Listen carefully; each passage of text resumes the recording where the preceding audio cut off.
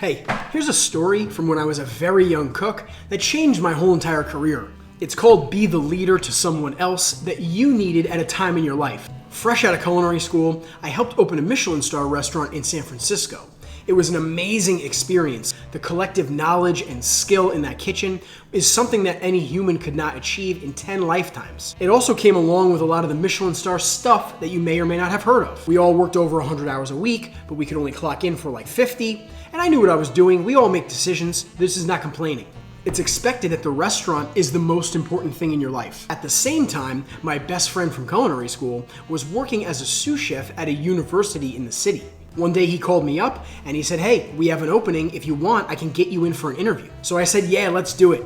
The food industry is one of those industries, especially when you're young, that you should say yes to almost everything that you can and that makes sense. Meet the people you're gonna meet, you never know who you're gonna meet, and you never know who you're gonna meet again later and down the road. So see it through and then you decide if it's for you or not. So the interview was like a normal sit-down interview, and then after that I got called in for sort of like a mystery basket cooking test.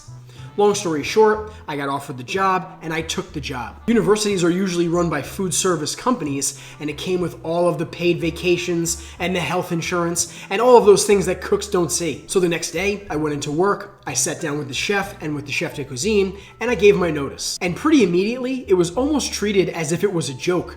"Ooh, you're going to the dark side." Cooks would tell me things like catering, ew, and it was really treated as if I was going to do this lesser thing. If you don't know how these kitchens work, there's usually an executive chef, a chef de cuisine, and then below them there's a few different sous chefs. Well, one day, before my last day, one of the sous chefs came to me and said, "Hey, you got a minute?" So I said, "Of course." We went into one of the walk-ins and it was just he and I in the walk-in.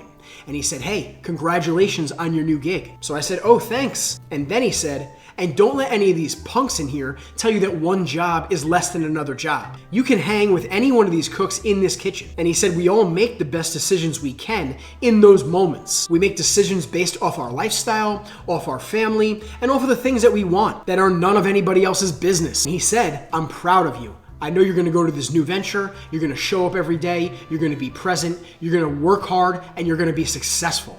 In that moment, he was saying, "You've worked your butt off for me, and I got you. We have this mutual respect wherever we go and whatever we're doing for work." And that conversation gave me inspiration to be the leader that I didn't know I was at the time.